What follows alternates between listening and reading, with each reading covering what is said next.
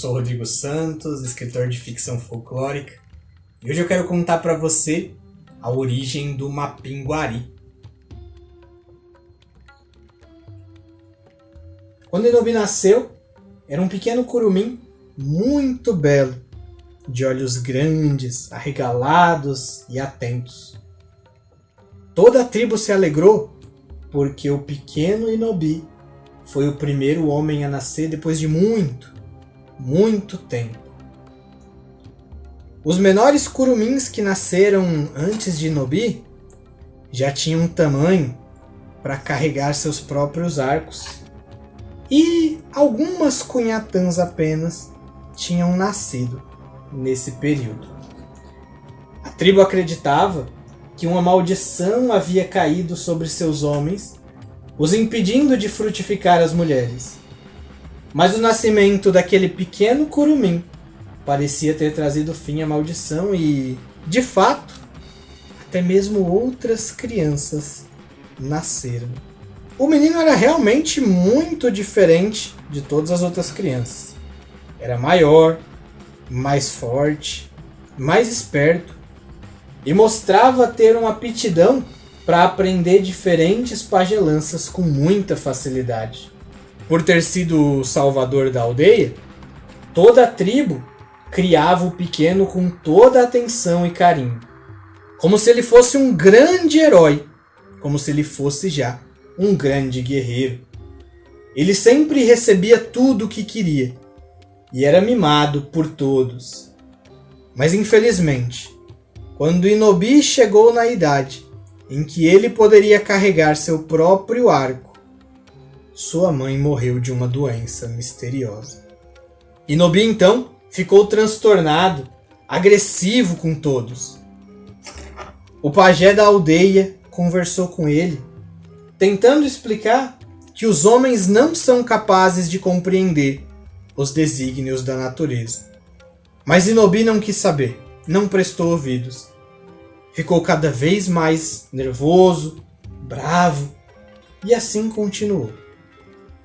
Ele sempre tinha ganhado tudo o que queria, e agora, o que ele queria era sua mãe. Inobi continuou crescendo, cada vez mais violento, cada vez mais cruel com os animais e bruto com os companheiros. Muitos dos jovens da aldeia tinham medo de sair para caçar com Inobi. Ainda assim, toda a tribo sentia que tinha uma dívida com ele, e por isso suportavam o seu mau comportamento.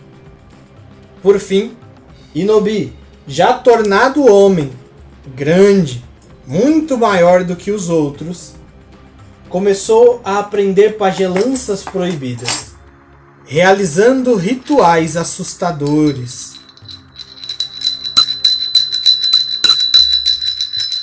Invocando espíritos malignos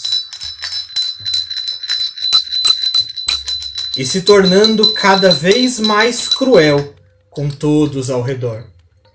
A tribo não viu outra opção a não ser mandar Inobi embora. Exilado, ele passou a viver na floresta, fora da tribo.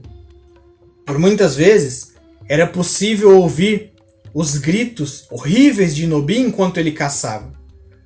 E os coletores da aldeia tinham cada vez mais medo de se encontrar com ele na floresta. O que ninguém sabia é que os rituais criados por Inobi tinham o propósito de vencer a morte. Acostumado a ganhar tudo o que queria, ele não conseguia suportar a ideia de não poder vencer a morte. Após diversas cerimônias proibidas, várias tentativas, ele conseguiu alcançar o segredo da imortalidade. Juntando pedaços de diferentes animais e reunindo espíritos malignos, Inobi conseguiu então ficar como ele queria. Ficou ainda maior do que já era e mais forte, e sua pele se tornou dura e invulnerável a qualquer ataque. Mas a imortalidade cobrava um alto preço. e Inobi sentia cada vez mais fome. E passou a devorar todos os animais e frutas e tudo que encontrava. Em pouco tempo, ao redor de onde ele morava, já não havia mais muitos alimentos. Inobi, então, passou a atacar a aldeia onde ele morava. E lá roubava alimentos, animais, mas nada aplacava sua fome. Então ele começou a atacar e se alimentar de outras pessoas. Isso gerou muito terror por toda a tribo. Mas como sua pele era invulnerável ao ataque de flechas e qualquer outras armas, a tribo não viu nenhuma outra alternativa a não ser fugir.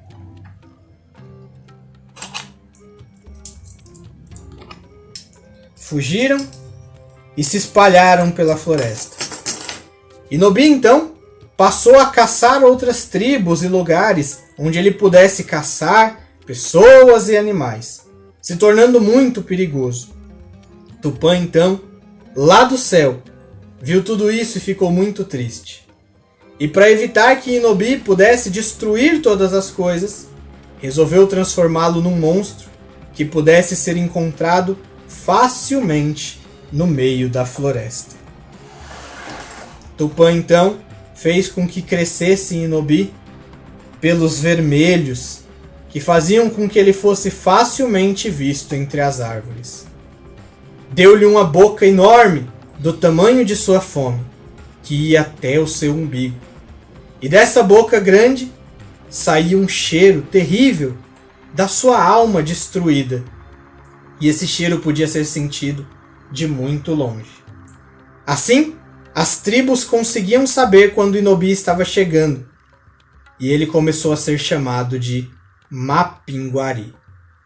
Dizem que até hoje, Inobi, transformado em Mapinguari, vaga pelas florestas durante o dia, dando seus gritos assustadores e esperando que algum homem tolo, que não acredite na sua história, lhe sirva de alimento.